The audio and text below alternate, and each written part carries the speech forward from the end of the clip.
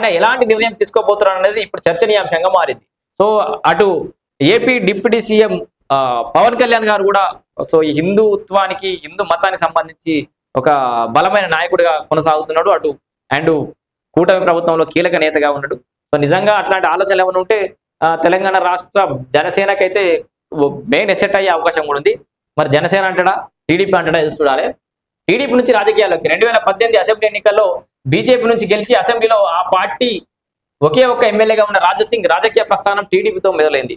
మంగళహాట్ కార్పొరేటర్గా గెలిచిన రాజాసింగ్ అనంతరం బీజేపీలో చేరి 3 పర్యాయాలు గోషమాల్ సెగ్మెంట్ నుంచి ఎమ్మెల్యేగా విజయం సాధించారు. అయితే హిందూ భావజాలాన్ని నరనరాన జీర్ణించుకున్న ఆయన ఓ వర్గాన్ని టార్గెట్ చేసి వ్యాఖ్యలు చేయడం, వీడియోలు రికార్డు చేసి సోషల్ మీడియాలో పోస్ట్ చేయడం ఇప్పటికే కొనసాగిస్తున్నారు.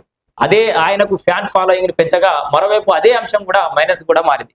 ఎవరికైనా ఏదైతే ప్లస్ అయితే అదే మైనస్ ఉంటుంది.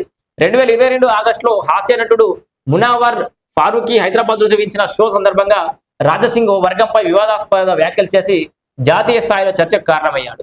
సో ఈ ఇష్యూ కారణంగానే బీజేపీ నుంచి బహిష్కరణకు గురయ్యారు. అయితే సస్పెండ్ అయిన రాజాసింగ్ పై 2023 అసెంబ్లీ ఎన్నికల ముందు వరకు నిషేధం ఎత్తివేయలేదు. దీంతో ఆయన అప్పట్లోనే పార్టీ మారుతారనే ప్రచారం జరిగినప్పటికీ చివరి నిమిషంలో బీజేపీ ఆయన టికెట్ ఇవ్వడం, మూడోసారి కూడా విజయం సాధించడం జరిగిపోయింది. సో ఒకానొక సమయంలో ఒకే ఒక్క ఎమ్మెల్యేగా భారతీయ జనతా పార్టీకి ఉన్న ఒకే ఒక్క ఎమ్మెల్యేగా ఉన్నటువంటి రాజాసింగ్ ప్రస్థానం అనేది కొనసాగుతూనే ఉంది ఈ కాంట్రవర్సీలతోటి. మొత్తంగా మరి ఎటువైపు ఈ మలుపు తిరగబోతోంది? భారతీయ జనతా పార్టీకి హైదరాబాద్ లో కీలకంగా ఉన్నటువంటి రాజాసింగ్ ఒకవేళ కనుక పార్టీ వీడితే ఆ భారతీయ జనతా పార్టీ ఖచ్చితంగా పెద్ద దెబ్బ అని చెప్పుకోవచ్చు. మరి ఆ దిశగా పోతే పోని ప్రతిసారి తలకాయ నొప్పి అని భారతీయ జనతా పార్టీ ఏమైనా ఆలోచిస్తుందా, లేదా తలనొప్పి కాదు అది మన సమస్యలకు జండుబాం అది.